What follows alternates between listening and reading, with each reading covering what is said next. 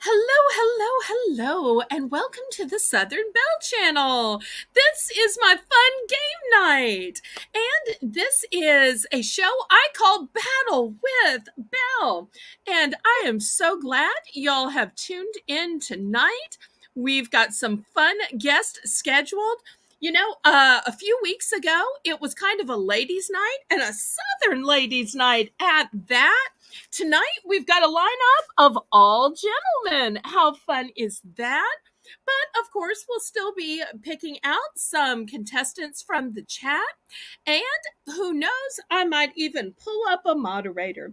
So let me go ahead and give some channel announcements before I start welcoming people. The first channel announcement is about tomorrow. Tomorrow's auction will be an after dark, late night auction, and it will be at 9 p.m. Central Standard Time.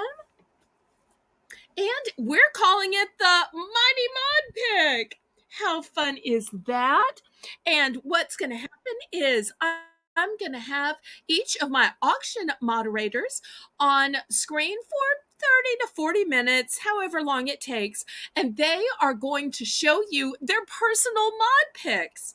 So I know that they have to be nice and polite about whatever I show, but they get to try a lot of products. They're also buyers of products. So you wonder, what are their favorite products? Which products are the ones that they feel like are really great and that they want to personally endorse?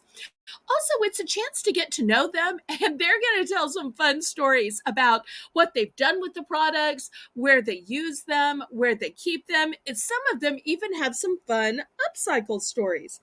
So I think it's going to be super fun, and I hope that y'all join me tomorrow night at 9 p.m. Central Standard Time for the Mighty Mod Picks.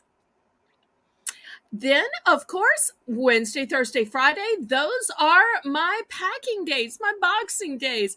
I weigh the packages, I calculate the shipping, and then I add them into the invoices and send them out. And then we are back to Saturday and Sunday for my auctions. Saturday's auction is at 7 p.m. Central Standard Time. Sunday's auction is at 9 p.m. Central Standard Time. And then we are back to Mondays for my Battle with Belle. Let me go ahead and tell you about the great guests that I'm going to have tonight. My first guest is going to be Sunfish King, who's got a wonderful fishing channel. He's a great guy, and I can't wait for you to meet him if you're not already familiar with him. Even if you're not a fan of fishing, you will love his family-friendly attitude, his faith, and all of the details about his educational pursuits.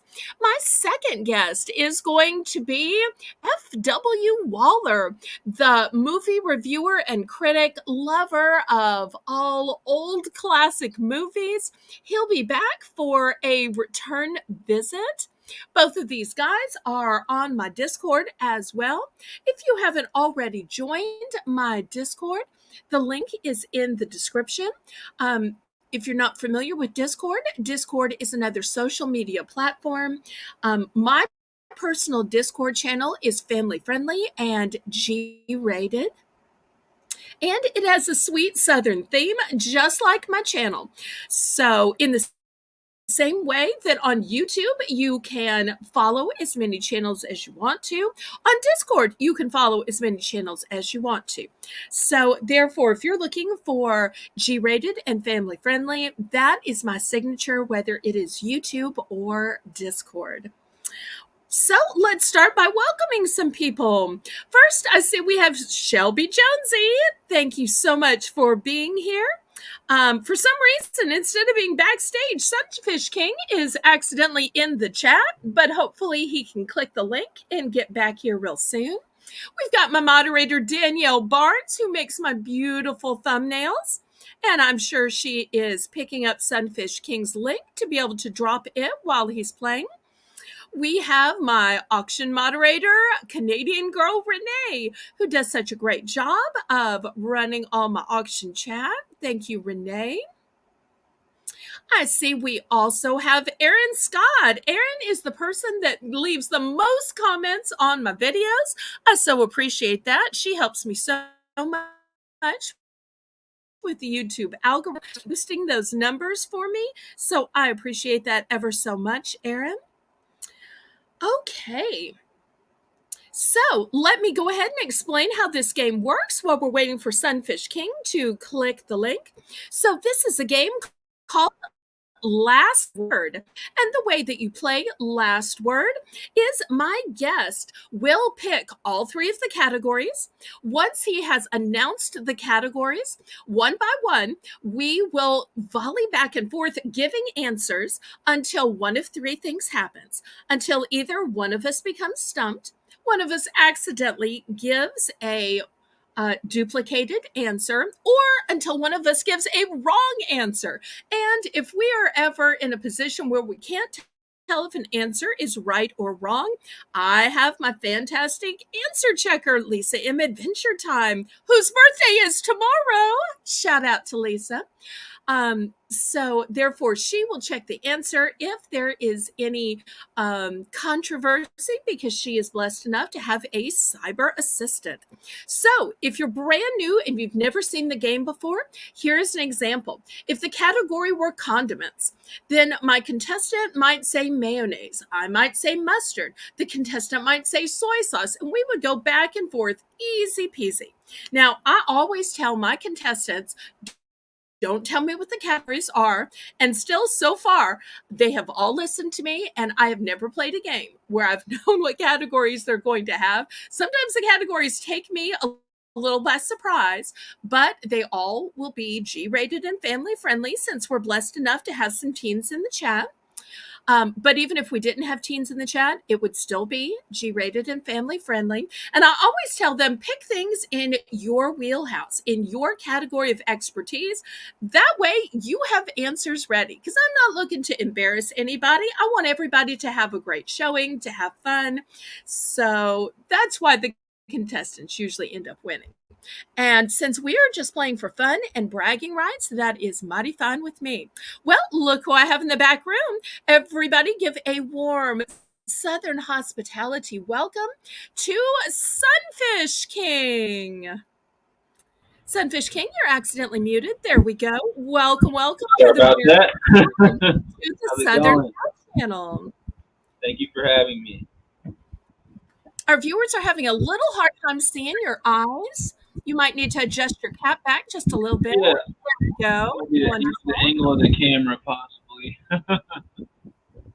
Now, to anybody who doesn't know you, even though you are a big channel with over 5,000 subscribers, tell everybody about you personally first, about your life, your family, your faith, and then after, tell about your channel. All right. Well, I have lived in Missouri for most of my life since I was like 2 years old. I didn't get into fishing, which is what my channel's about, which I guess I'll get to that in a second, until I was like 24, and I'm 27 now, so that was only about 3 years ago. This is a newer adventure for me. Started doing it, obviously not with the YouTube channel or anything like that, just fishing because I thought it was fun. And then that kind of turned into a channel, just with me wanting to record my fishing adventures and stuff like that, and some people actually enjoying it, so I continued to do so. A little bit more about myself. I am a college student, have been for a long time, hoping to be fully graduated soon. So I have my bachelor's in biology, and I've completed all my coursework for my master's in wildlife biology. I just have to complete a couple papers and everything, so I'm anticipated to have my master's by December, which will be awesome. Kind of what I plan to do with that is what I've been doing, which is putting out cameras and looking for like deer and other mammals out in the woods and keeping track of populations and stuff for like conservation departments would be like an ideal job. Yeah, and then with my channel, it's much like Miss Southern Belle. My channel is family friendly.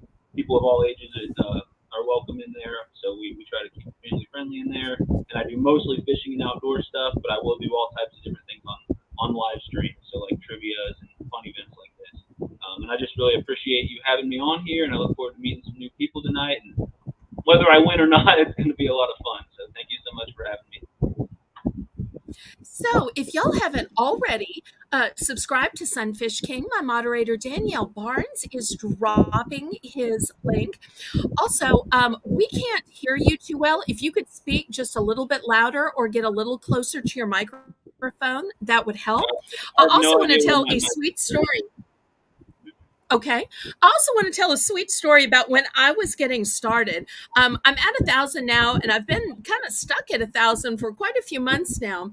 But when I just had a few hundred viewers and I was trying to build up my base, I was trying to build up my fame, I was trying to connect with some new viewers, Sunfish King was so kind as to give me some shout outs to play parts of my videos, even though they weren't about fishing, even if they were about Christmas tree decorating, even if they were about doing puzzles, no matter what silly stuff I was doing before I'd ever started my auctions, before I had when I was just making videos, this guy was so kind to help me build my network.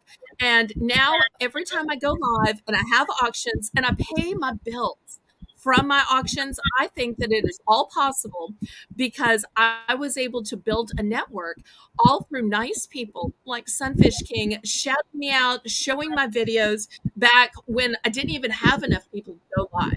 So I just want to thank you for that.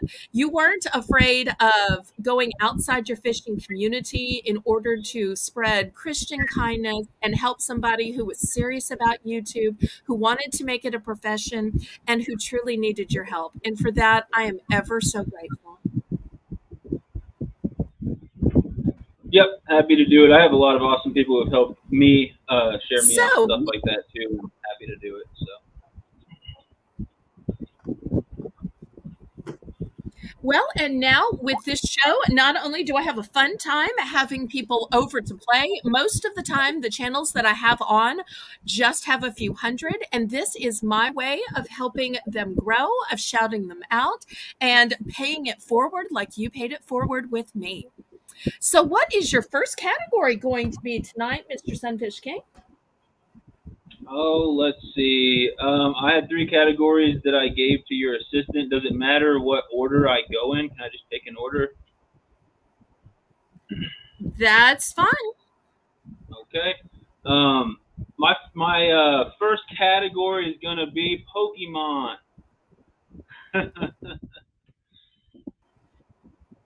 Okay, I'm really surprised because we did Pokemon 2 weeks ago. So I'm Oh man, surprised she said, "Oh, that's okay," and I was out so quickly because I said, "Who's Pokemon? What's Pokemon?" So well, I didn't we'll know see that, if or else I I would get have out just on the told her. first round. Okay, well, apparently she should have told you that, but that's okay. Maybe I will get past the first round, but it may be one of those things. If you haven't heard the names of the characters, you haven't heard the names of the characters. But the great thing about this game is there are three Ask the Audiences, so hopefully my audience will help me. So, by the rules of Southern hospitality, you get to go first. And so I just say one, and then you say one, and we begin. Right. That's the way it will be. And shout out to the audience. I'll be asking pretty quickly. All right, I'll get started. Pikachu. So, what's your first one? Okay. And I'm going to go ahead and use my first Ask the Audience. I'm so sorry, y'all. Surely somebody has heard of Pokemon. So, let's see who we have. So I've got three Ask the Audiences. Let's see. Who is your favorite Pokemon character?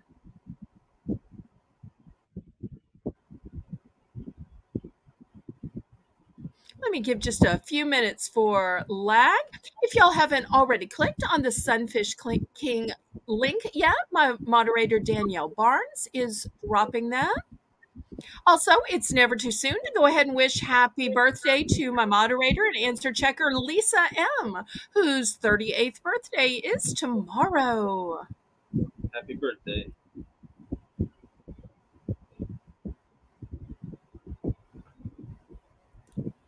And she says, "Thank you." She's in the background. You can't see her, but she can see you.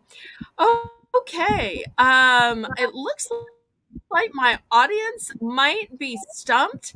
If Oh I no. recall from the last time I played, the answer the audience was shouting out, and I may not pronounce this right, is Sharsgard? Is there a I think that's close enough. Sharsgard? There is a Charizard. I think that's Okay. close enough, but it's your rules. Okay. Well, the guest decides. So thank you for accepting that. All All right. right, Well we then, go back to I will Sunfish go. King for All his right. I next will answer. say Raichu. Okay, for my next answer, I'm going to use my second of three as the audience, and I'm going to go with Canadian girl Renee, who is saying there's a character called Aerodactyl. Yep. I may be mispronouncing that. Good enough. I will Thank say you, Renee. I will say Rattata for my next Pokemon. Okay, and I'm going to go ahead and use my third, and I'm going to go with Canadian girl Renee one more time and say Beedrill. Yep, that's correct. Is there I'll a go with Beedrill character? there is a Beedrill. I will go with Charmander. Okay, it's at this point, I am so sorry, but I'm going to have to admit, even though it is so early in the game, that I am stumped. So you win. I'm sure nobody is surprised at that. Oh, hi, Tiger. And Lance, if you're watching too, thank y'all so much for tuning in. So, therefore, Sunfish King has won the first category. Hip, hip, hooray! Hip, hip, hooray! Hip, hip, hooray! And y'all in the chat, go ahead and give him some clapping, some high fives, hugs, balloons, noisemakers. Y'all let your emojis celebrate the great Sunfish King. But as I always say, the very best way to congratulate is to subscribe, and you can leave a comment in one of his videos saying Southern Belle sent you and that you saw him on Battle with Belle. Okay, what is your second category for tonight going to be? We will do species of mammals. I'm not obviously not looking for scientific names, just common names, but mammal species. Thank you, thank you, thank you, thank you. Okay, you get to go first. All right. Well, I will say black bear.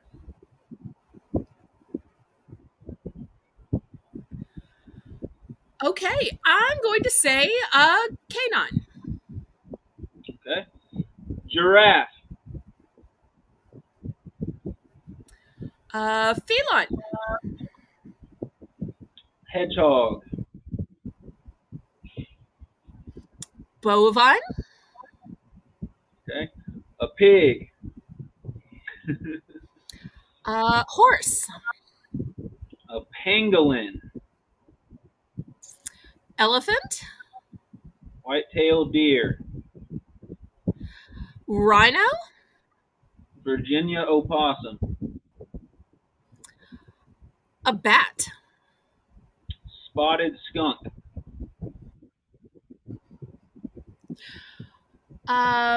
Alligator.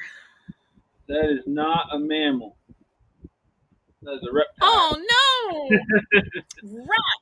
It's okay. Okay, well, see, just like that, I lose. So therefore, hip hip hooray! Hip hip hooray! Hip hip hooray! Okay, clearly you can. I've never seen an alligator be born. All right, so Sunfish King has won yet again. So y'all celebrate him in the chat. Let's see some clapping hands, some hearts, noisemakers, high fives. Okay, so we've had some super quick rounds tonight. Let's see what the third round is going to be. The third category is going to be types of fishing lures.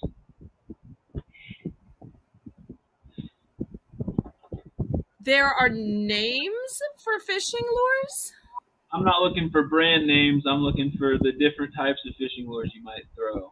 So, for example, you might throw a crankbait.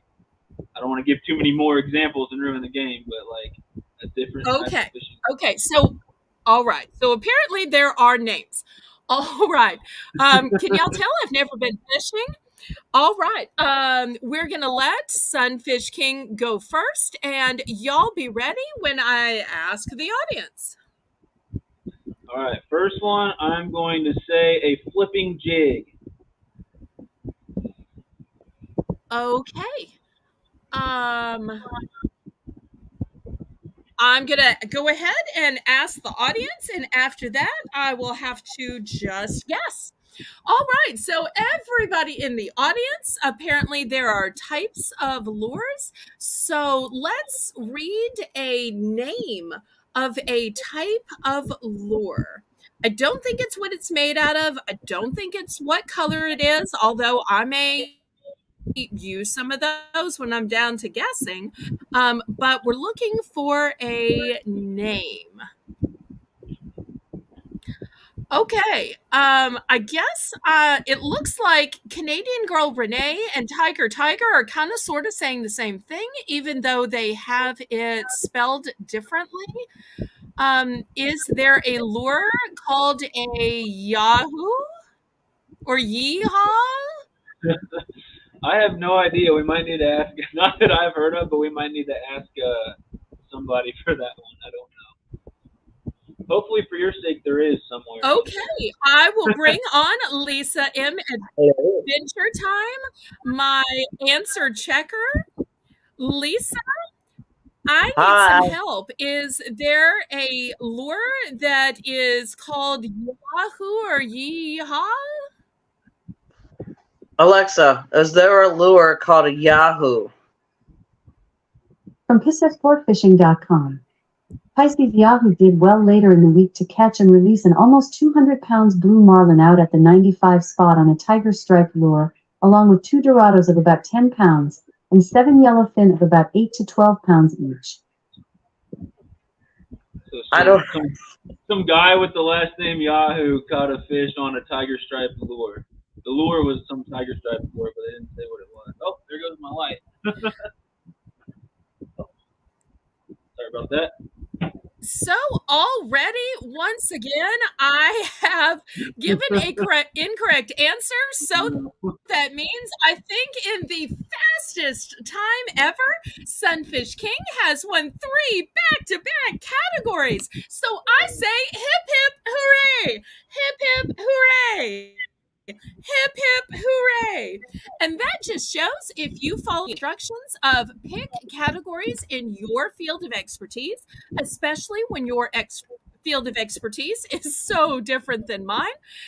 Y'all notice when the categories are things like makeup and gemstones. We can go back and forth for an hour. And yet, when the categories are within the guest realm of expertise, you can see I can be made to lose so quickly. But yet, we had fun. We had a good time. We learned a few things.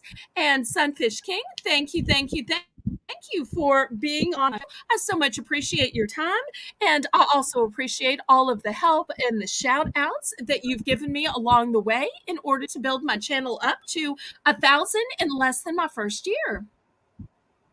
Thank you for having me. So much fun.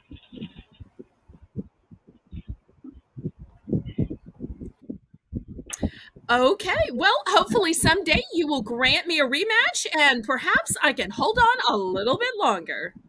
Yeah, we can do that with categories that maybe are more in your Thank you realm as so well. much. Or something perhaps mutual, but this was super fun. And thank you again. God bless you and God bless your channel and your education. Bye bye. Okay, and just like that, it is absolutely that simple to play, easy peasy. So, while we're waiting on my second guest, who is just now driving home from work and may not realize that um, he is ready to play, we'll see if there's anybody in the audience who might want to click the link and play. I'll let Danielle Barnes drop the link, and we'll see if anybody wants to play. Otherwise, I might have to bring my answer checker up to play a quick round or two. So we'll see if anybody wants to play. In the meanwhile, let me go ahead and bring up Lisa. That way I can give her some birthday congratulations and wishes. Lisa, oh, Lisa. Hello, I'm here.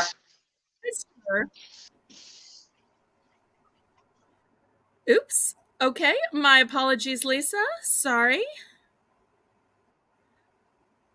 Okay, and my next contestant has arrived. Wonderful.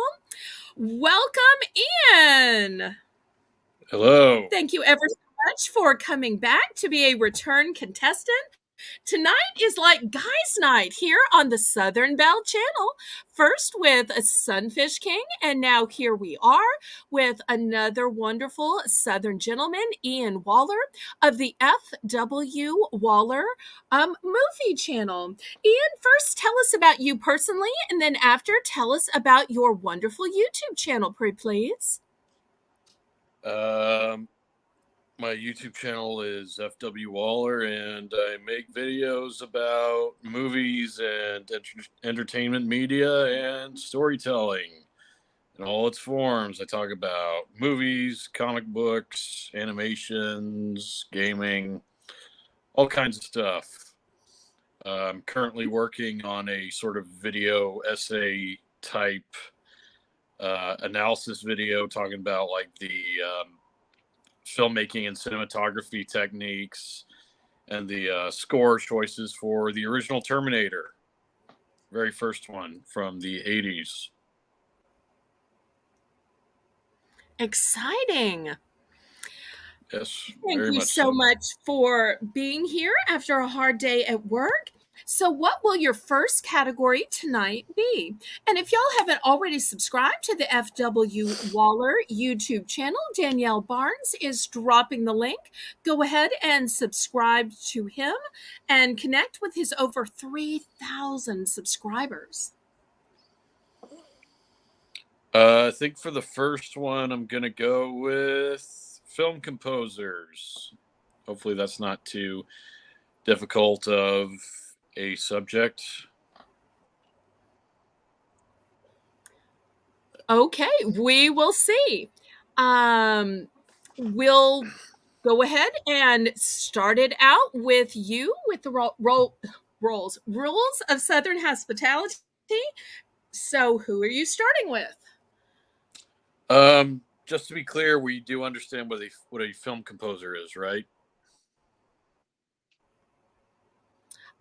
If I am understanding correctly, the film composer would be the writer and orchestrator of the music behind the entire theme. Not Yes. an individual singer of an individual song that was a one and done. So would have had to have written and composed, whether they conducted it, whether they played on it, but they wrote the music. Is that correct? Yes, the film composer is responsible for the music of a movie that is non-diegetic, which nobody, for those of you who don't know what that word means, non-diegetic just means it's something that exists to the perception of the audience, but not to the characters in the movie.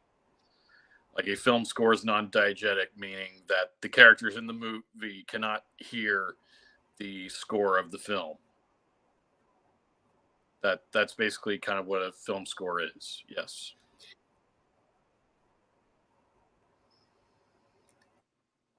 Oh, Okay. All right. So I just wanted to. You get to go first. Yep. I just wanted to make sure we understood that before we started. I'm going to go with Ennio Morricone, famous Western movie composer from Italy. Okay. Let's see.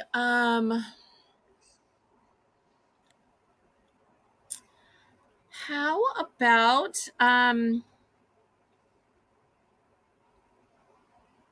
I know the most recent Phantom of the Opera was by Andrew Lloyd Webber.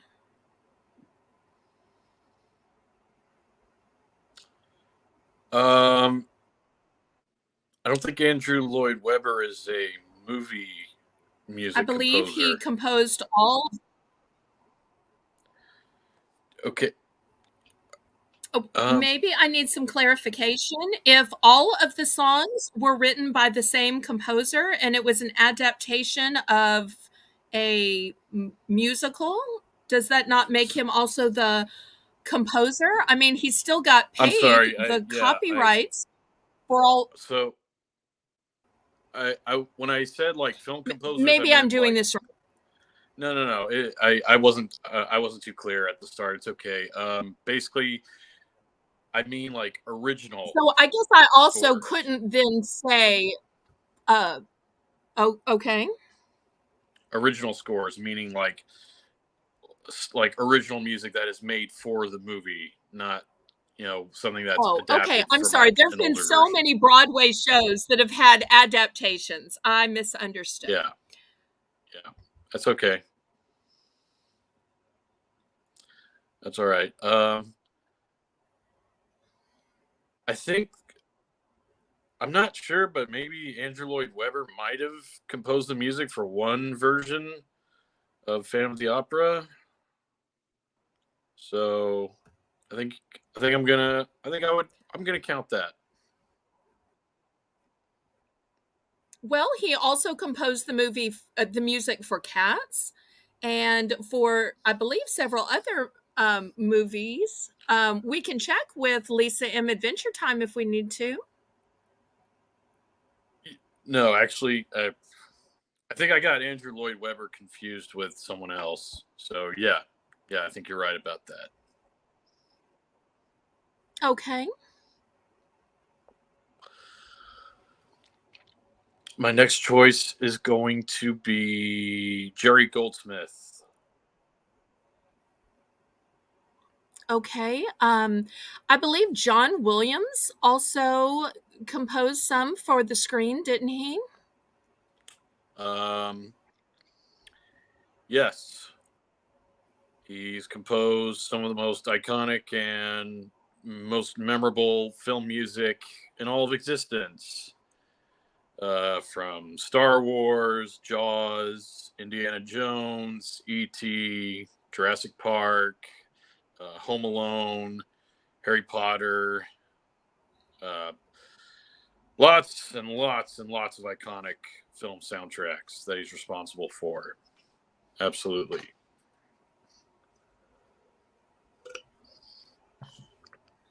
So yes, that is a very good choice. Okay, so we go back to Ian for his next answer since he liked mine. I'm going to go with Elmer Bernstein. I did another Western composer. Okay, I'm going to go with Danny Elfman. I know he mostly composes for TV, but I believe he's composed for a few movies. He has. I'll go with one that's fairly well known today, Hans Zimmer. Excellent choice. Oh, Aaron's birthday is coming up. On what day is your birthday? Lisa's is tomorrow. Mine was last week. So, Aaron, tell us all when your birthday birthday is, and I'll have to make sure and sing happy birthday to you if I'm live that day or on the closest day to it. Okay, we go back to me for my next answer. Let's see. How about I'm going to ask the audience. So let's see what great answers the audience has. We are looking for movie music composers. So let's see who y'all are thinking about. Hopefully, y'all have some great answers to shout out. One of the great things about this game is each of us having 3 Ask the Audiences. Okay, I'm going to take Renee's answer. She's saying James Horner. Very good choice. Did the music for many memorable, iconic 80s films such as Aliens, Krull, a lot of other great films. Commando as well. He's done a lot of action movie scores. So very good composer. I'm going to go with sort of a similar one, and Alan Silvestri, guy who did the music for Back to the Future, Predator, Forrest Gump, and most recently did the Avengers films for Marvel. Okay, great choice. I'm going to go ahead and use my second Ask the Audience, and we'll see who else they are dying to talk about. I love the way every time I give an answer, Ian is so quick to say some of the films that they have composed. That is a fantastic thing about having him on this show. He is such a fount of knowledge. Okay, Henry Mancini is a great answer. I'm going with Henry Mancini. I've heard that name. I can't think of the films he's done the music for right offhand. It's escaping me at the moment. Do you want Lisa to announce it? Announce what? Ah, hey. Hello. Hi. Lisa, go ahead and announce a few of the films that Henry Mancini has composed. Who? Harry Lisa? Mancini. Okay. Henry Alexa. Mancini. Has Harry Mancini Shuffling songs by Henry. Alexa, stop. What Alexa, what movies has Harry Mancini? From singers.com. Yeah. Mancini created many memorable film There we go. scores, including Breakfast at Tiffany's, The Ooh. Pink Panther, Days of Wine and Roses, Atari, Charade, Victor/Victoria, 10, Darling Lily, Arabesque, and The Glass Menagerie. Okay, the Pink Panther. Okay. Like I knew. Yep, the Pink Panther. I knew he'd done some big like 60s TV show or film. I just couldn't think of it right offhand. But all right. I'm gonna go with one of my personal favorites, Basil Polidorus. Did the music for Conan the Barbarian, Starship Troopers, RoboCop, a lot of other great films. He also did the Western TV series Lonesome Dove. So he has a Hunt for Red October as well. So he has a very impressive resume. Very underrated film composer. Excellent. Okay. Before I start guessing, I might as well go ahead and use my last Ask the Audience. Although sometimes I do okay with my guessing. All right, so let's get one more shout out for a famous film composer. And my moderator, Danielle Barnes, is still dropping dropping Ian's link. Once again, his channel is called FW Waller.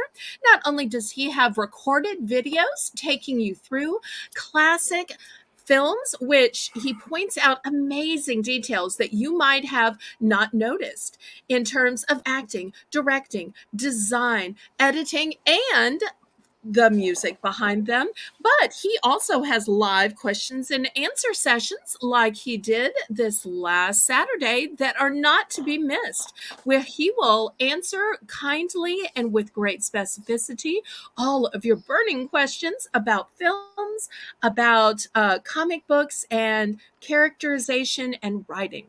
Okay, my next answer is going to be Jerry Goldsmith. Did I say Jerry Goldsmith? Oh no, did you? I think I did. Oh, rats. Okay, well, if so, then I just made an accidental duplication.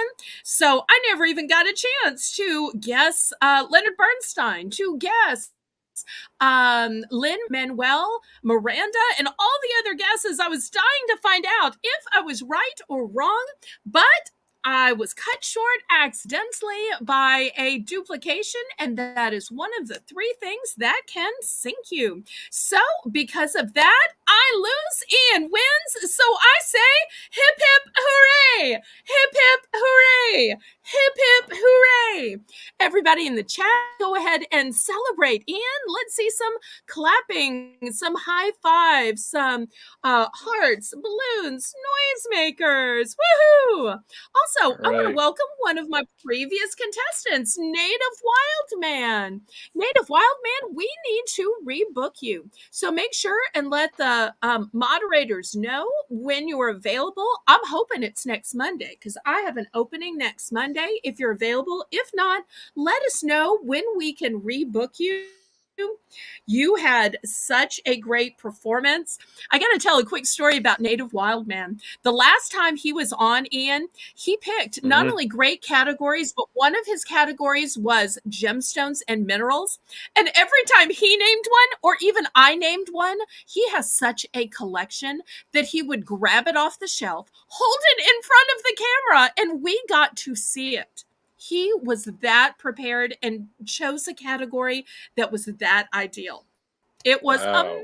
amazing. Yeah, Such that a is. great contestant. I'm Wow. so glad that you are cleaning up your system. Congratulations on quitting smoking. Hip hip hooray for that. Okay, Ian, what is your Definitely. next category for tonight?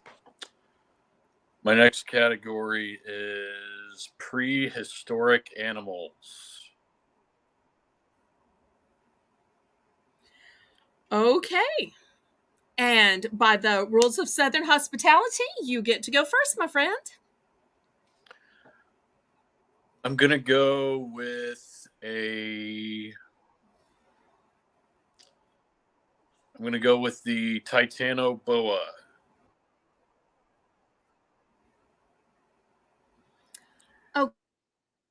Okay, I'm going to say a pterodactyl. Yep. Just the correct term is pterosaur, but pterodactyl, that is a specific species of pterosaur, so that counts. Next up, I'm going to go with a iguanodon, one of the first dinosaurs that were ever discovered. Okay, I'm going to go with a woolly mammoth. Yep, woolly mammoth, a classic, also known as the mastodon. Very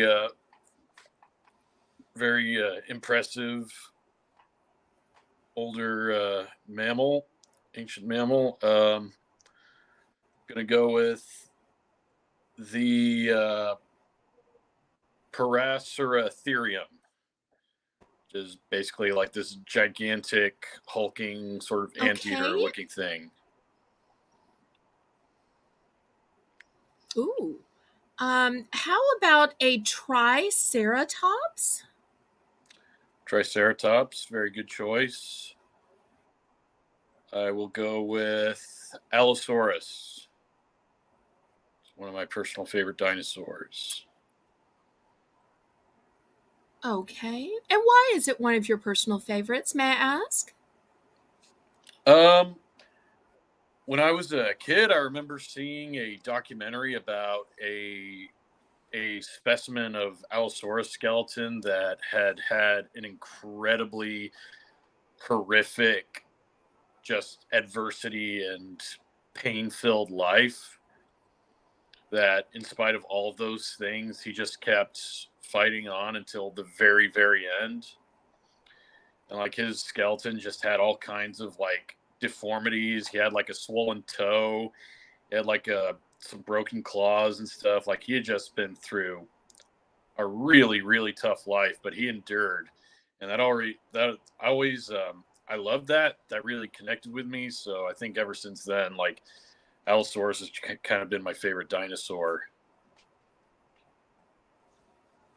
And once again, that shows the power of documentaries and the power of filmmaking, that even in the educational realm, it can connect to young viewers. I want to welcome my friend Amy, who is Cool Ranch Dorito. Thank you so much for coming into the chat for Battle with Belle. All right, my next answer in the category of prehistoric animals is going to be a Tyrannosaurus Rex. Oh, yes. Probably the most dangerous land-dwelling predator to have ever lived. Very good choice. I'm going to go with the Brachiosaurus, which is the sauropod or long-necked dinosaur that you see in that very early scene in Jurassic Park, where the characters pull up in the Jeep and they see it's the very first dinosaur you see in that film. So it's an incredible dinosaur, and it's an iconic part of film history as well. Excellent. I want to welcome Miss Phyllis Gagne, Renee's mom, to the chat.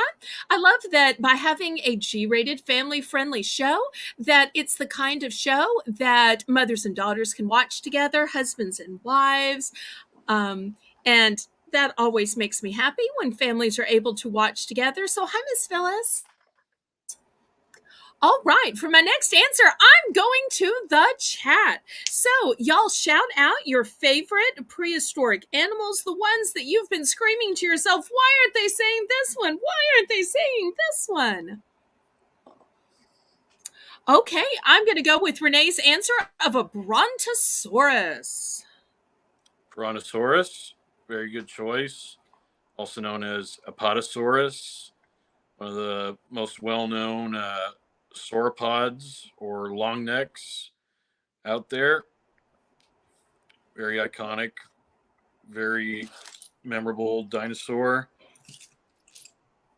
I'm going to go with the saber-toothed tiger, or the Smilodon, as it's scientifically known as. Okay. I'm going to go back to my audience. Let them help me a little bit more. What other prehistoric animals are we forgetting about? You know, we've gotten in a run of naming several dinosaurs, but we're now branching out. Some great answers in the chat. Amy, we've already said that one, but a great answer nonetheless. So doesn't have to be a dinosaur, can be other animals as well. Let's see if y'all have any great answers before I start guessing. Because if I'm going to start guessing, I'm thinking rather than going big, maybe I should go small. Because surely there were some small little ones too way back then. Absolutely. Okay, now pronunciation may get me here. Fair enough. I'm going to try to go with Renee's answer of the Pachycephalosaurus. You might have to Pachycephalosaurus. read it from. Yeah, Okay, thank you, thank you, thank you. Mighty Mike and his loving wife, Carla. Thank y'all for tuning in. Carla, if you're listening, thank you so much for that wonderful comment you wrote. Your comments always touch my heart, and they are so well written about my videos and my lives. It means so much that y'all take the time to watch, you take the time to be in the chat, and you take the time to write comments after. Yeah, Okay, we go back to Pachycephalosaurus. Ian for his next answer. Yeah, I just want to say the Pachycephalosaurus. It's like a medium-sized sort of herbivorous dinosaur. Okay. It's got like this reinforced, like super thick, hard, like reinforced dome on top of its skull that it basically uses to headbutt and smash like into other members of its species, and also, protect itself against predators and stuff like that. So, in case you were wondering what exactly that was, I absolutely was. Thank you. I love that you you're can welcome. explain them to me. That is such a great skill. My choice, I'm gonna go with a fairly well-known one, Velociraptor, which in real life was very different to Okay. how it was depicted in Jurassic Park. Well, Mighty Mike has a great answer, and I'm going to use it for my third Ask the Audience. And he's saying the Megalodon, giant shark. And there have been Yep. quite a few movies made about that one. Yep. The Megalodon, the biggest fish that ever lived, also has the most powerful recorded bite of any animal that has ever lived in the sea or on land. So, very good choice. Very scary creature, the Megalodon. You know what? I think I'll go with a marine animal myself. I will go with the Plesiosaurus, which is Okay. which is a marine reptile with a long neck. It almost looks like an underwater long neck dinosaur, although it's technically not. Dinosaurs were exclusively land animals, so plesiosaurs are categorized as marine reptiles. Okay. So as it stands right now, I've used all three of my Ask the Audience. I am down to just guessing, even though there are still some great answers in the chat. I absolutely can't take them. So let's see. I'd rather go out on a wrong answer or a wrong guess than just giving up. So I'm trying to think what else might have been back there. I feel like there must have been some single cell organisms, or I feel like there must have been some stuff in the ground. Is there any way that worms still existed? My answer is going to be worms. Were there worms in prehistoric times? There were. Okay. There were indeed. Yeah, and we there go were back to worms Ian for his next and, answer. I'm going to go with the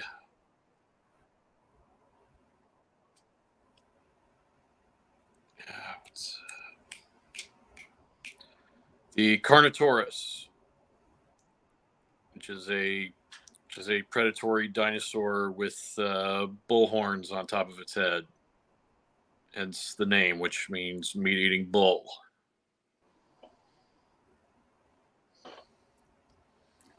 Okay. I'm thinking that there was a type of prehistoric eel. Any chance there was a prehistoric eel?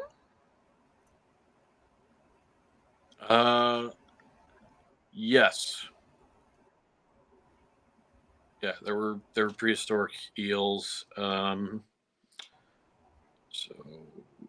yeah, yep, that is correct. Okay, we go back to Ian for his next answer as I continue to guess. My next choice is going to be the Quadlus, which is the biggest pterosaur that ever lived and the biggest flying animal that ever lived. Ooh. Okay, let's see. There must have been some smaller animals that the carnivores ate. What might be a smaller animal? How about plankton? Any chance there were plankton in prehistoric times? There were. I think, Okay, we go back to Ian for his next answer. ooh, I just thought of a really good one. There is a fish called the coelacanth that existed 200 million years ago, and fun fact, it still exists today. Ooh, nice fun fact. I like it. Yep. Okay.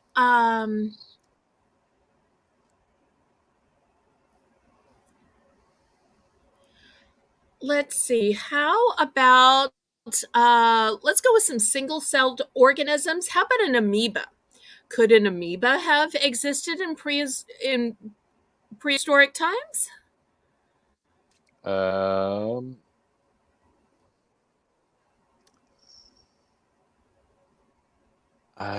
yeah, I may have probably. just given a wrong answer, but I'm guessing y'all.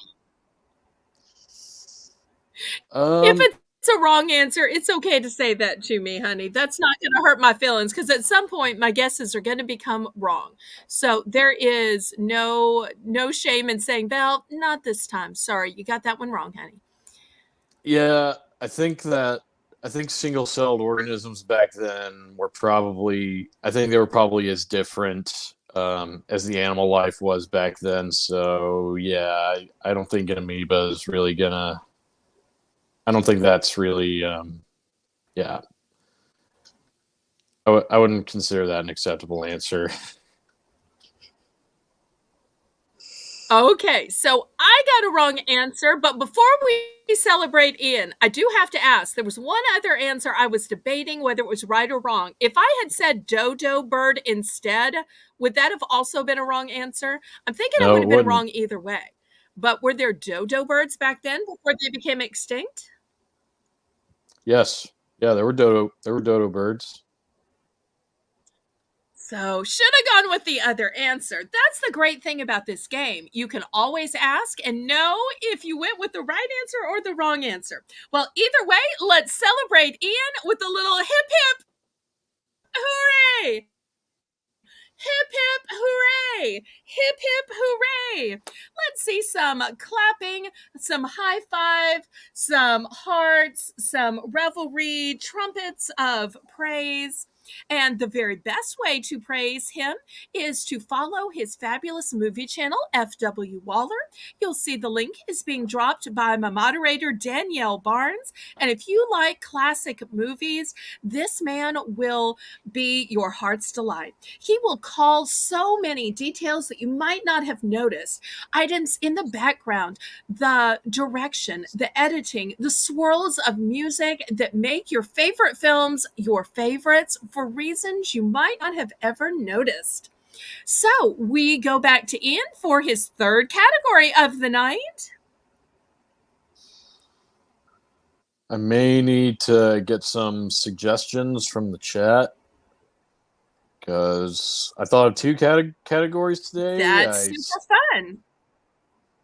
Yeah. Okay. Well, we don't have to worry at all because Ian has won the first two categories. So, whatever the third category is, he's already won. He is absolutely the champion and the victor yet again here on Battle with Belle. But we always play all 3 categories because it is just for fun. It's for bragging rights, and Ian and I are friends. If you're on my Discord, he is listed as Sherp, and you can friend him as well. So let's see what fun categories y'all would like to see us play out for this 3rd category.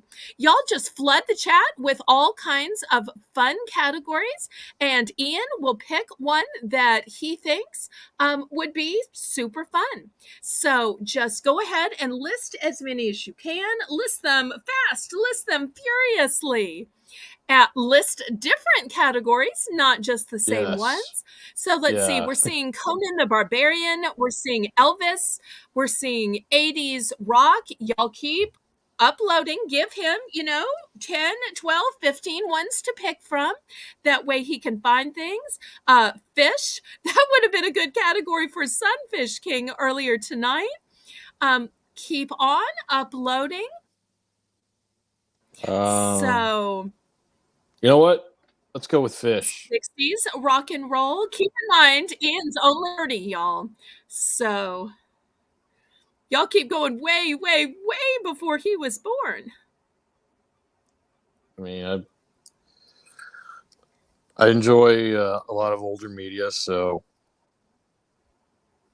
I like fish. Okay. Wouldn't mind having that be the Fish. 3rd category. Yeah. All right. Well, that's what we will do. By the rules of Southern hospitality, Ian, you'll get to start. The first one I'm going to go with is the anglerfish. Those creepy fish with the little, the huge teeth and the little dangling bulbs on top of their heads. Well, as I was telling Sunfish King, I am not a fisherman, and now I have to confess I don't actually eat fish, but I do see them listed on menus because I'm a little bit of a foodie. So I'm going to try to think about what I've seen on menus, although Ian and I are probably looking at the same menus because we live so close to each other. Of course, being a Southern belle and being here in New Orleans, I've got to start with catfish. And it's a classic choice. I'm going to go with red snapper. See that on a lot of menus. I'm going to go with mahi-mahi. I'm going to go with piranhas. Trout.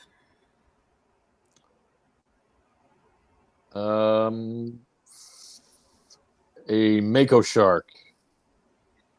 Marlin. I'll go with a barracuda. Halibut. Pike. Swordfish. Go with a hammerhead shark. Clownfish. Yep.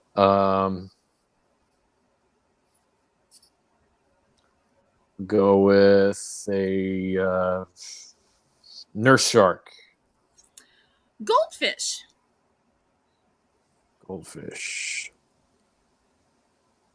Salmon. Yum. Okay. How about angelfish? All right. Bass. Guppy. All right. I'm gonna go. And I wish I didn't mention the coelacanth before. I'm gonna go with the great white shark. Whale. Whale's not a fish. Oh, rats. Okay. Well, I just lost that one, and Ian wins 3 to 0 yet again. Hip, hip, hooray! Hip, hip, hooray! Hip, hip, hooray! Thank you ever so much for another great appearance. Y'all in the chat, go ahead and celebrate Ian with some congratulations, clapping of hands, balloons, hearts. But the very best way to congratulate him is to click on his link and subscribe. That way you can see his wonderful videos. I bet a lot of the classic films you love, he already has a video out about. And tell everybody again about the new video you're currently working on. And also, if anybody missed his live from Saturday, go back and watch it. There were some fantastic questions that he answered. But tell everybody about the video on the Terminator that you're working on. My video on the Terminator is going to be a bit shorter than some of the other film analysis videos I've done. It's only going to be sort of breaking down and analyzing one single scene from the movie. But I talk about exactly which scene in that live stream from this past Saturday. So I'm going to be breaking down sort of the visual style, the way that the Brad Fiedel score is used as well, and the sound design and all that good stuff. I'm currently in the writing stage of it, but it shouldn't take me too long to get it published. Woohoo! So, I also have a lot of ideas for streams of my own that I'm probably going to experiment with in the future. Wonderful. Well, thank you ever so much for being a returning contestant. Hopefully next month we can have you on again sometime if your schedule allows. I so appreciate your friendship and you coming back to be a return contestant. Thank you so much, Ian. You're welcome. I'm happy to help. Aw, thank you. Bye-bye. All right. Have a good day. Goodbye. So my moderators are going to be dropping the link to StreamYards in the chat. If there's somebody else who would like to play tonight, after we have gone through our contestants, which we've started out with Sunfish King, and then we had F.W. Waller, we like to pick some people from the chat. So Mighty Mike, if you want to finally give it a try, we'd love to have Amy, Cool Ranch Dorito back again.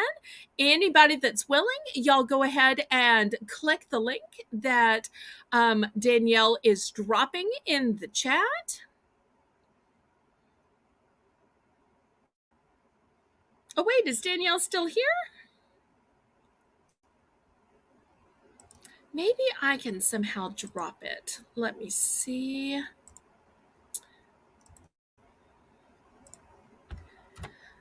Okay, I think I've put it in the chat. There we go. There's the link in case maybe Mike or Amy or anybody else who's watching, Native Wildman, if you're still there and you want to click on. Our contestants were so super duper quick tonight. Only an hour in, so I've got time for spontaneous players.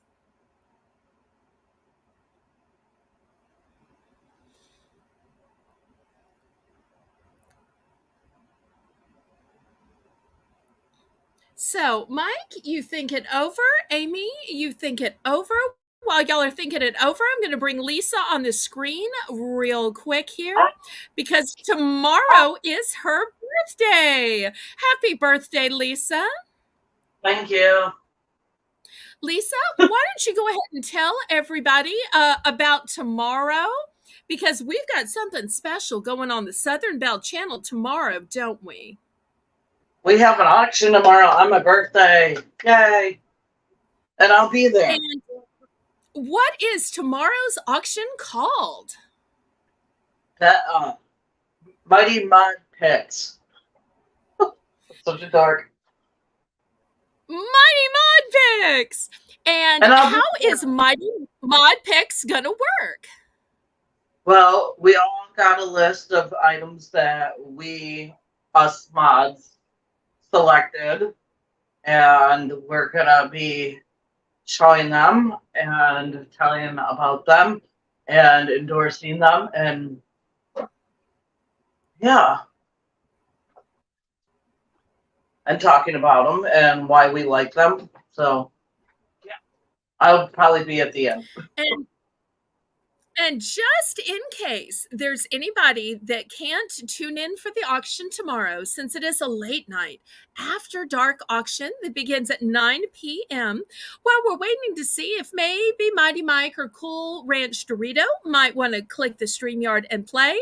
If you don't mind, just in case, I'm going to sing to you tomorrow, but I'm going to also sing to you now so that everybody in the chat can join in and celebrate your birthday. Oh boy. Happy birthday to you. Happy birthday to you. Happy birthday, dear Lisa. Happy birthday to you. Happy birthday to you. Happy birthday, Lisa. Thank you. And Lisa's like, I can't believe you sang to me and you're going to sing to me tomorrow. Lisa gets so tired of my singing, but singing makes me happy. So we're so glad to have you here. You have a really good voice. You can sing. That's sweet. Well, once again, we have the link in the chat. If anybody wants to click the link and play, as long as you are G-rated and family friendly. Maybe Native Wildman wants to click. Maybe Cool Ranch Dorito. Maybe Mighty Mike. If not, Lisa, since you're already on screen, do you think you might be able to favor me by playing a little last word? What do you say? Sure. Okay. I'm always for a game or two. I'm so glad to hear that. Well, what's going to be your first category? Things that you fry in oil. Not an air fryer. Okay, things that you fry in oil. You know, being down south, we fry a lot of things, so I might have a chance. All right, what is going to be your first answer, Miss Lisa M. Adventure Time? Renee, I think that Danielle might have excused herself. Would you be kind enough to drop Lisa's link? I believe Lisa currently only has about 61 subscribers. So everybody, let's go ahead and drop her link. Let's see if we can get her some subscribers for her birthday. So help me out, pretty please, Renee. What is your first answer, Lisa? I'm going to go with something I did at work today. And I want to say you fried tortilla chips. Oh, of course. You don't have the bagged tortilla chips. You personally fry your own potato chips, your own tortilla chips, because you were that fancy.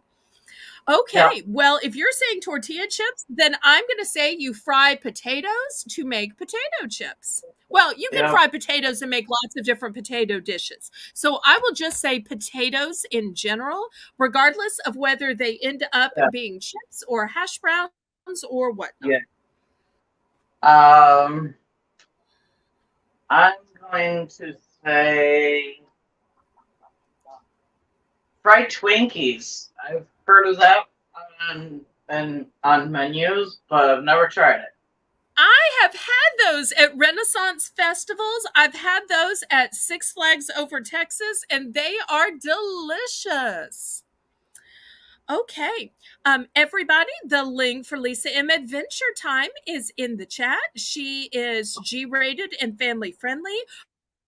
Her adventures are of she, her loving Mr. Adventure Time, and her sweet toddler Evelyn on adventures, outings, vacations, and even just around the house cuteness. My next answer, being Southern, is going to be chicken. Yeah, I actually dropped a video today, so Yeah, I'm planning on one on my birthday.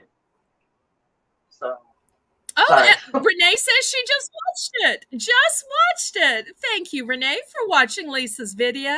Hopefully you left a comment. Fried grasshoppers. Ugh. That is a delicacy over in the Orient. And if y'all haven't already clicked the thumbs up, please, oh please, go ahead and click the thumbs up. Okay, I'm going to say venison. In the same way we fry up chicken, we also fry up deer.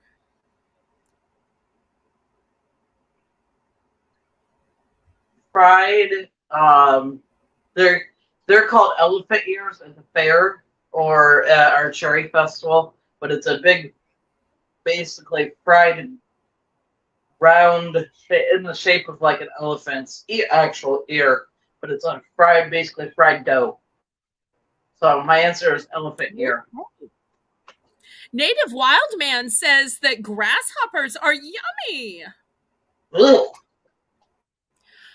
One of my favorite things to order at New Orleans restaurants are fried alligator bites. Yum, Ugh. yum, yum. And to those of you who may wonder, does alligator taste like chicken? The answer is no. It's a lean white meat and it tastes more like pork. I'm going to steal that answer. I want to say fried pork chop. Ooh, yum, yum, yum, yum. Yeah. Okay. I'm a pork guy, so. I would eat a fried pork chop. I prefer grilled, but I would eat fried. Okay. Yeah. I'm going to go outside the realm of meat. And my actual favorite one of these is from the Outback Steakhouse. And it's called an onion mum, but I'm going to say just onions. Whether they are whole onions, they are onion rings, they are onion petals, I'm going with onions. Or the bloomy onion, too. There's that one, too. Oh, that's right. That's what I thought you meant. That's what I was trying to say. Oh,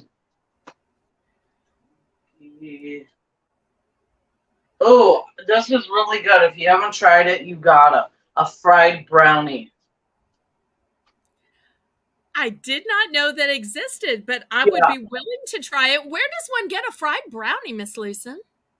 Apparently in Traverse City. No, there's this restaurant here in town. I don't know if they still actually do them, but it's like a local wing shop, and it's like a brownie about yay thick. Uh-huh. And it's like battered and apparently then deep yay is a measurement up north.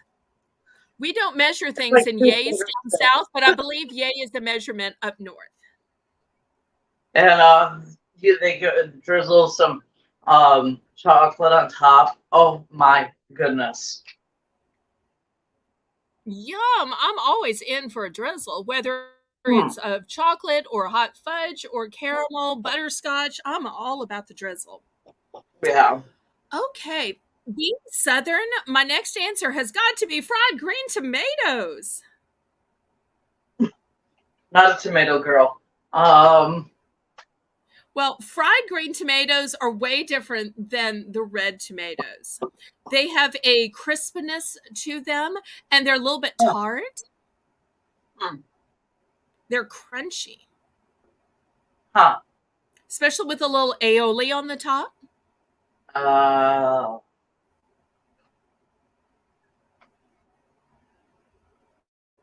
Renee, let's not criticize. Donuts.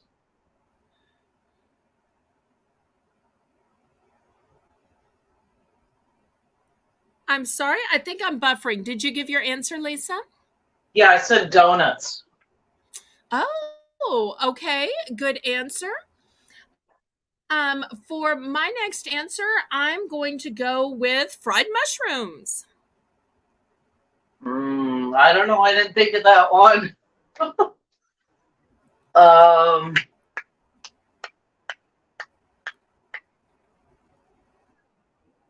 Fried grilled cheese sandwich.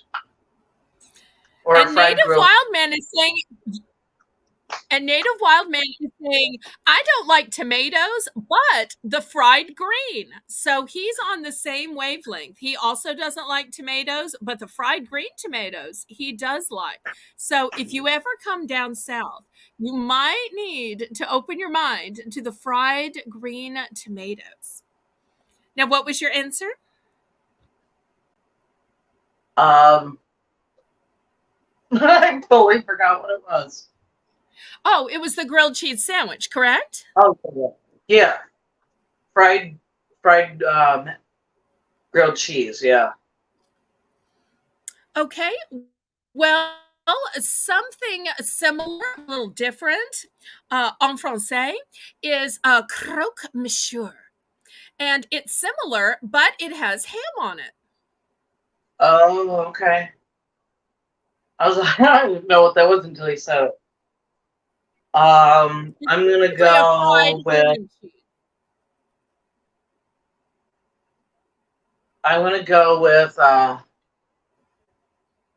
fried mac and cheese bites. Oh, those are good.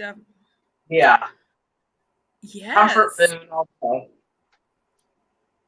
I still prefer the creamy mac and cheese, but I have had the fried mac and cheese bites just to taste them. Okay, let's see. What else can we fry up? Down here, they fry up a lot of fish. So I'm going to say, I'm sure you've been to some fish fries. I'm going to say fish. Fish and chips, yeah. One of my favorite dishes, fish and chips. I'm a simple girl sometimes. I'm sure all of our UK viewers would be excited to hear that. Tiger, if you're still here, that one's for you. Oh, I'm so glad you got some new boots, Native Wild Man. Congratulations. I am going to say,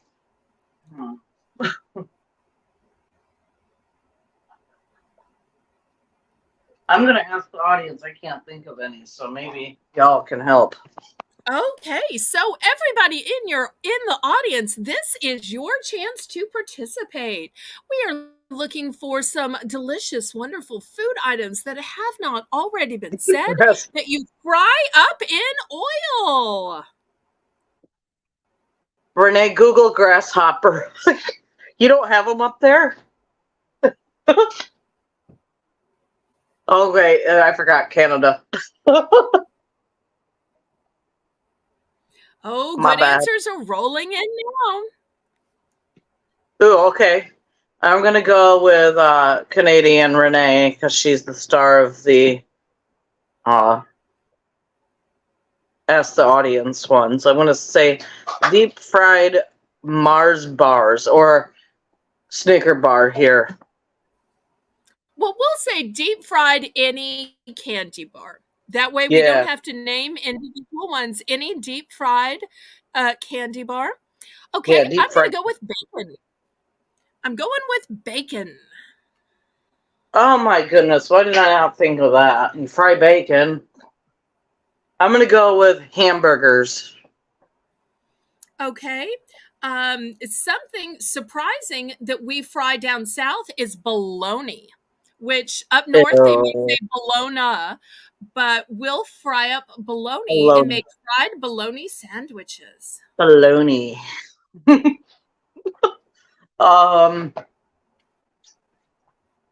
ba, ba, ba, ba, ba, ba, ba. Yeah. I'm gonna go do the Ask the Audience. One I seen was fried ice cream. Yum! I haven't had it. I've been wanting to try that. I've never tried it, but I've been wanting to. I tell you, I almost just like getting taken to festivals just to try the new and exotic foods. But that's probably the wrong reason to go to a festival. Have you ever gone to a festival just to eat the delicious foods? Yeah, actually, maybe tomorrow with Evie. I think the fair here is going on. I'll have to check into that. please, oh, please. If so, record all of those amazing foods for us. Yeah. And maybe call me and tell me too. Okay, let's see. I'm going to use my first Ask the Audience. And I'm going to go with Canadian girl Renee, who's saying a fried mozzarella stick. Okay. Hmm.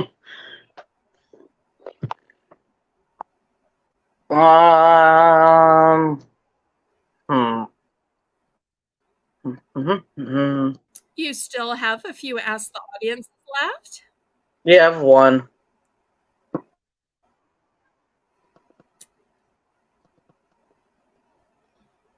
I thought of this category earlier today, and I was like, there's no way she knows so many.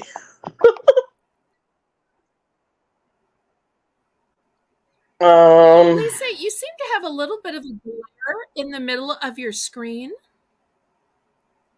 Oh, that's from the light. Sorry.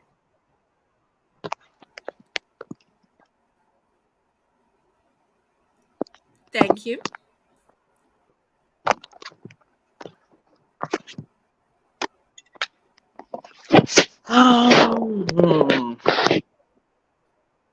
I'm going to say fried green beans. Yum. You already said a hamburger patty, but I'm going to go with a breakfast sausage patty. Yep. Like a little I'm cheesy. gonna.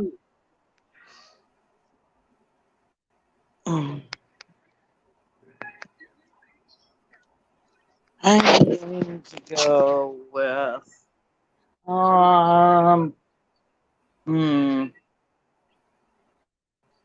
We're seeing elbow. I I think you meant to show us your face. I'm gonna go with. Let's see. What do they fry at the Cherry Festival? Oh, Native Wildman is explaining the ice cream thing to us. He's saying that what they do is they get an ice cream ball, they roll it in syrup, then in cornflakes, and then they deep fry it for a minute or two. So that's how they're able to. They coat it in the syrup to make the cornflakes stick, and then the cornflakes are what they deep fry around it. So I wonder if the ice cream melts in the middle or what. That would be interesting. Yeah. Thank you for explaining that, Native Wildman. I want to try it even more now. Come buy your girls some ice cream. I'm kidding. Okay.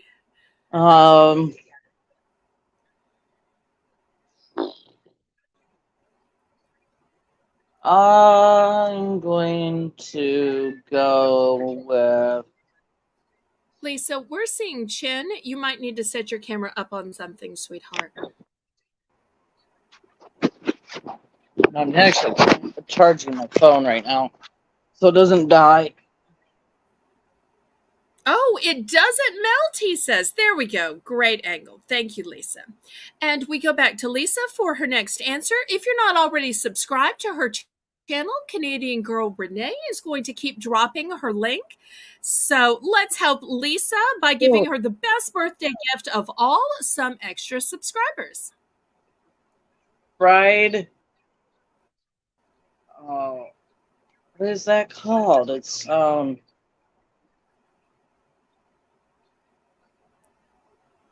asparagus. Ooh, good one. I'm going to say crab cakes.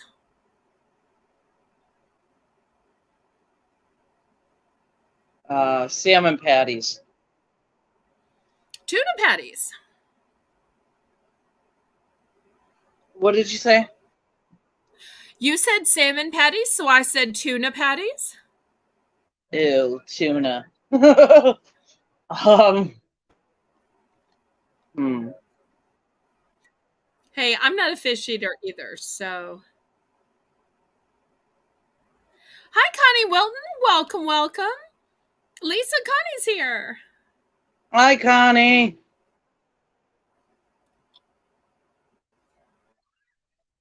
I'm gonna do my last Ask the Audience. Okay, so for anybody just joining, the category is foods fried in oil. So Lisa has one more ask the audience. So y'all flood the chat with delicious foods, whether everyday foods or even exotic foods that are fried in oil. And Lisa told the wonderful story of thinking of this category while she was frying up tortillas into tortilla chips at her work. And Lisa, tell everybody where you work and what you do for a living, since the idea came to you at work. I work at a local co-op, which means it's a locally owned by people of the community. Grocery store, or market, whatever you want to call it. I work in the culinary department, which is a fancy word for a deli. And I mainly do prep, but I also slice and wait on customers. And while you were telling that, we've gotten quite a few great answers. I'm gonna go with. Oh, I'm gonna go with. Oh, it's going in fast. I'm gonna do turkey. Good one. Oh no, did we lose Lisa? Oh no, was she pushing buttons? Come back, come back, come back.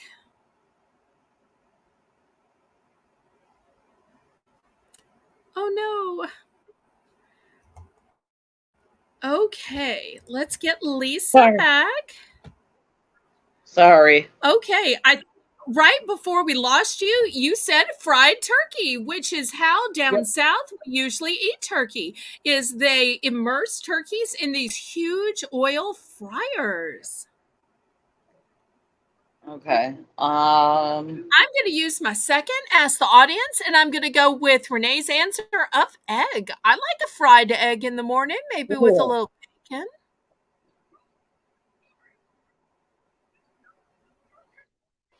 So Um, we'll go back to Lisa for her next answer. I am going to go with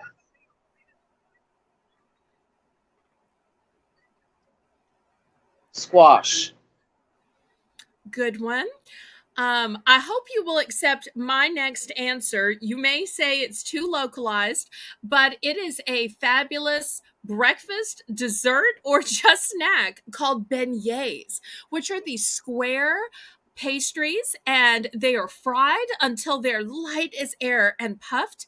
They are always served in threes, and they are covered with delicious powdered sugar.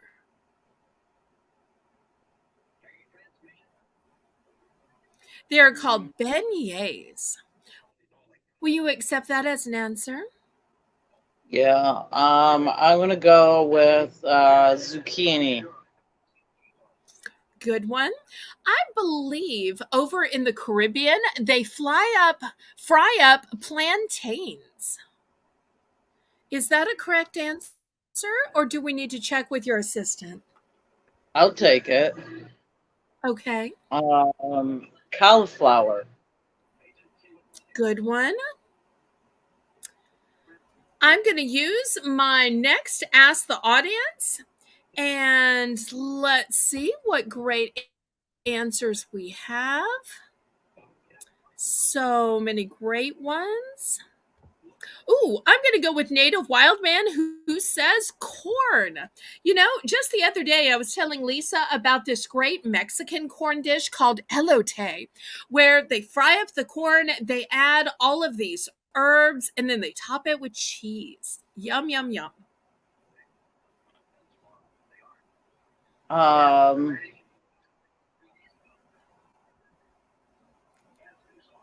Corn dogs. Ooh, good one. Man, I'm running out of answers. I'm running out of answers too. Um, What else? Oh, that sounds delicious, Connie. But Lisa has said grilled cheese. I've said fried green tomatoes. But she is thinking about all the answers that we said before she came in, and she has the same good taste we do. I think I'm going to have to give this one to Lisa and admit that I am stumped. So, hip, hip, hooray! Hip, hip, hooray! Hip, hip, hooray! Everybody celebrate Lisa for winning category 1. Let's see some clapping hands. Let's see some cheering, high fives, hearts, flowers, balloons. And keep in mind that tomorrow is her birthday. So y'all feel free to use some emojis of some birthday cakes, maybe a little princess crown. So let's celebrate her birthday too. And Lisa, tell us what that is on your shirt. Is that your state? Yeah, it's part of the state. It's the Upper Peninsula of Michigan. Okay, fantastic. Yeah. Looking good in purple as always. What is going to be your second category for tonight?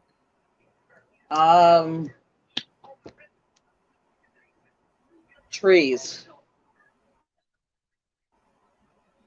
Trees it is. And with the rules of Southern hospitality, Lisa starts. I'm gonna go with a pine tree. Okay.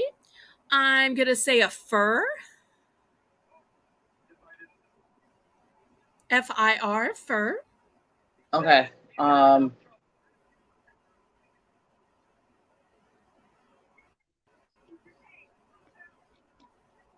oak.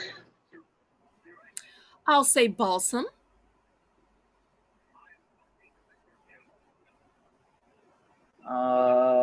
Redwood. Birch.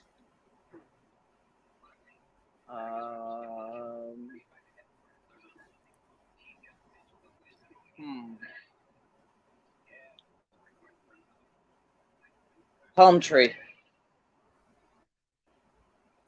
I'm going to say a cherry tree. Apple tree. Pear tree. Ah, that was gonna be my next one. I'm sorry.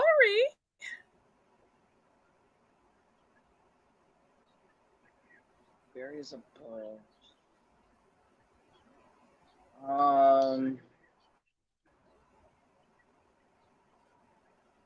Boston fir. Evergreen. Oh.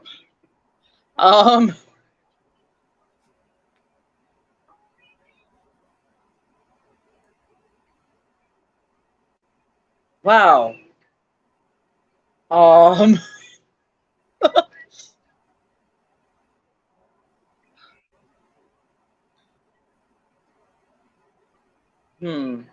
want to do ask Don't the forget, audience. you have 3 Ask the Audience. There we go. Yeah, So do that, everybody 'cause in the audience, start shouting out all your favorite trees, both flowering trees and non-flowering trees.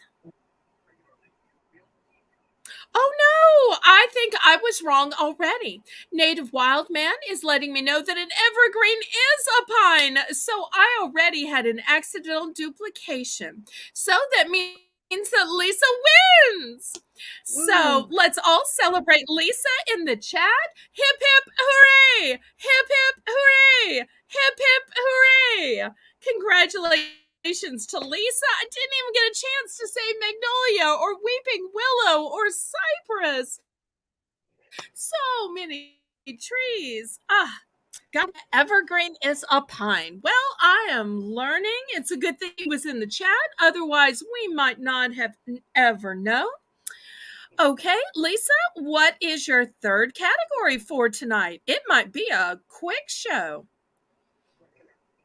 But then I've got an auction to get ready for tomorrow at 9 p.m. Central Standard Time.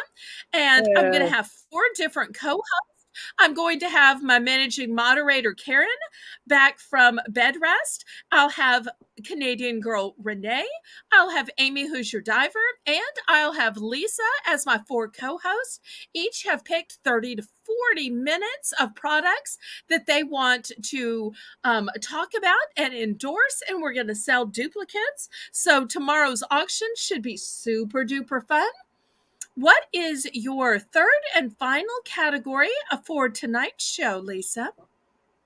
Um, A native wild man saying he has been doing landscaping for 23 years. Wow, that is a long time. I'm gonna go with furniture. Okay, excellent. You start. A day bed. Okay, I'm going to say a sofa, also known as a couch, also known as a divan. I'm gonna go with an ottoman. Okay, I'm going to say a recliner. Nice. A shoe rack. China cabinet.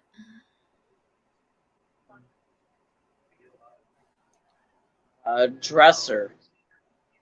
Similar to a dresser, but in a dining room, I'm going with a buffet. A what? A buffet. Okay. Buffet, buffet. Yep. I'm gonna go with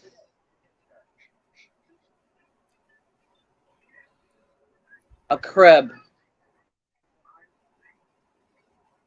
I'm going to say a dining table. Okay.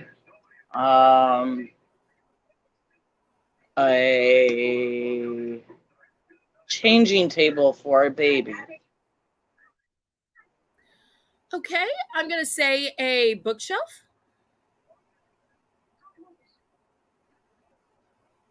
Furniture. No, that wouldn't include like a washer or dryer because that's appliance. Correct. A rocking chair. Okay, I'm going to say an etagere. Which is what? It's like a bookcase, but you don't put heavy books on it because it is not that sturdy.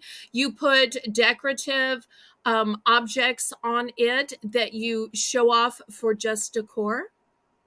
Oh, okay. A knickknack shelf, in other words. Okay. Well, they're multi-tiered and they sit on the floor. Definitely not in my house.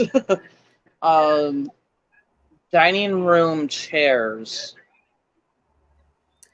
I'm going to say a desk.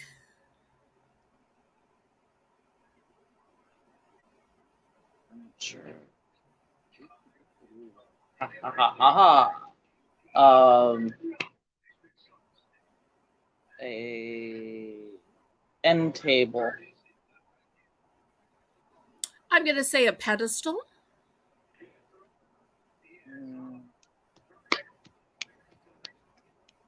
Ask the audience. The audience has lots of great answers.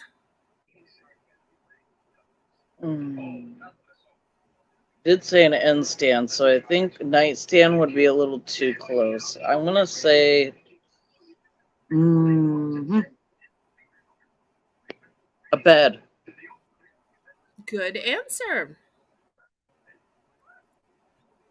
Okay, my answer is going to be a wardrobe because, before houses were built with closets, they had to have a wardrobe in order to store their clothes in.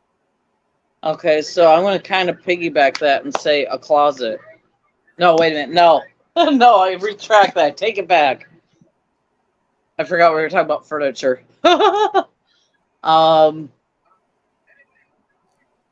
A vanity. Great.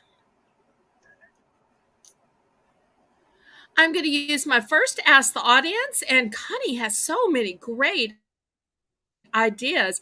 I'm going to go with an armoire. Very similar to a wardrobe, but a wardrobe has the clothing bar and an armoire has shelves inside of the doors. I'm going to go with.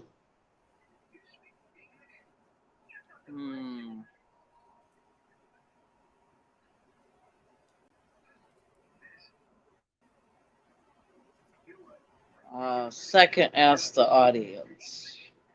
Great choice. What are you going to pick? Uh, Everybody in the audience, keep adding more and more and more answers for Lisa to pick from. They've got some great ones and a few that have already Actually, been said. I actually just thought of one, so I want to say a bathroom mirror. Oh, are we changing it or are we still doing furniture? Yeah, furniture.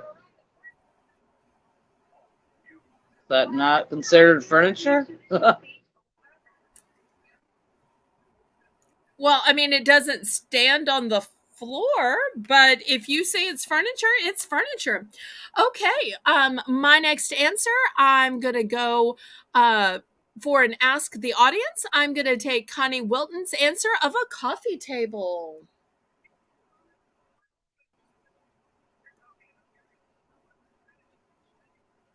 um,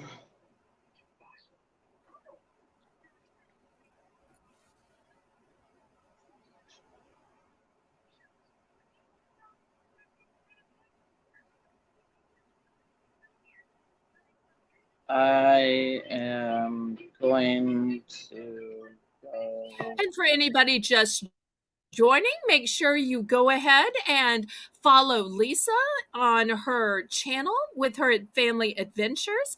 Also, Lisa has won the first two categories. We always play three categories though, because this is a fun game for bragging rights. Okay, kind of out of date, but something that was very useful in the pre 2000s. I'm gonna go with a TV stand. Oh, that's a good one. Well, if we're going to antiques, I'm going to say a wash basin stand because before there were bathrooms, even in the antebellum times, people had to wash their hands. So they had wash basin stands with a big pitcher and a big container, and the staff would just pour the water so that they could wash their hands in the wash basin stand.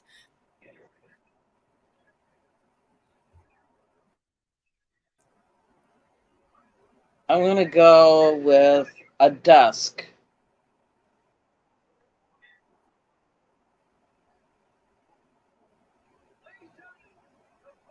Okay.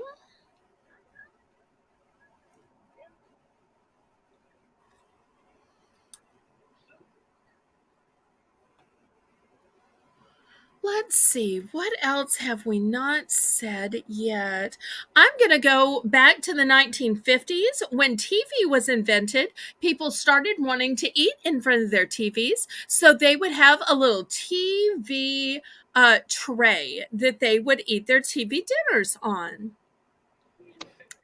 And a fun Um, little story, I actually still use a TV tray stand as my auction block, and I have a second little one sitting next to it, and that's what my computer sits on for all of my live broadcasts because it's just the right size for my laptop. oh wow. I'm going to go with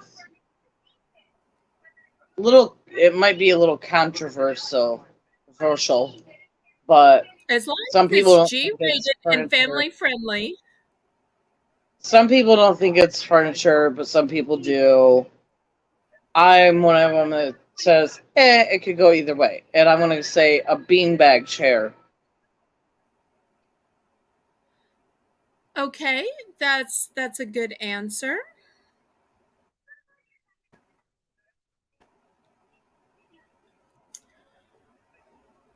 Okay, let's see. What else have we not said?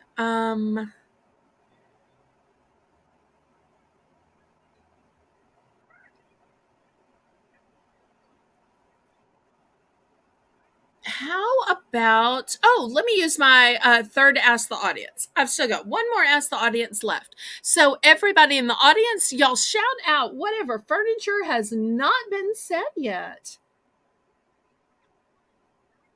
Oh, that's a great answer, Native Wildman. Aaron, I've already said your answer of dressers. It's a great answer, though. I'm going to say a grandfather clock. Yes, it sits on the floor. Ooh, It yeah. has legs. It is absolutely furniture. A grandfather clock. Thank you, Native Wildman. Such a great topic to pick, Lisa. You did excellent with your categories tonight, sweetheart. And we go back to Lisa.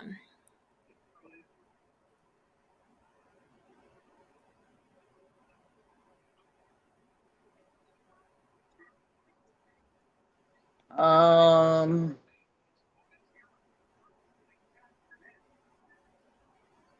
um,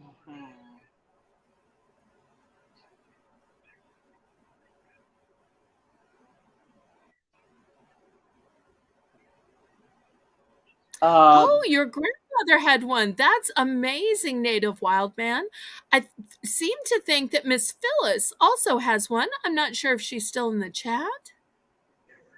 I'm gonna go with a bathroom self-standing rack, like a shelf rack. Okay. Self-standing. Okay. I'm going to go with a cheval mirror. Those are the mirrors built into the stands, and they stand on the floor, and they have a long oval mirror that you can look at yourself in. I still have one of those myself I'm gonna for give any this time I one. want that full length. I'm gonna give this one to you. I cannot think of any more. I am Okay, legitimately so stumped. tonight's score stands 2 to Lisa, 1 to Belle. So, Yay, see, Belle!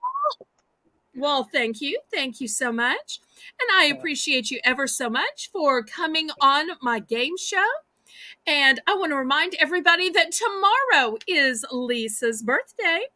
And y'all join me tomorrow night at 9 p.m. Central Standard Time for the Mighty Mod Picks auction, where my 4 auction moderators will be showing you their favorite items.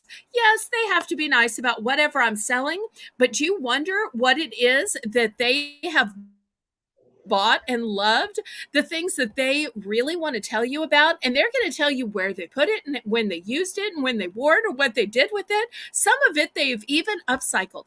So join me tomorrow night at 9 p.m. Central Standard Time for the Mighty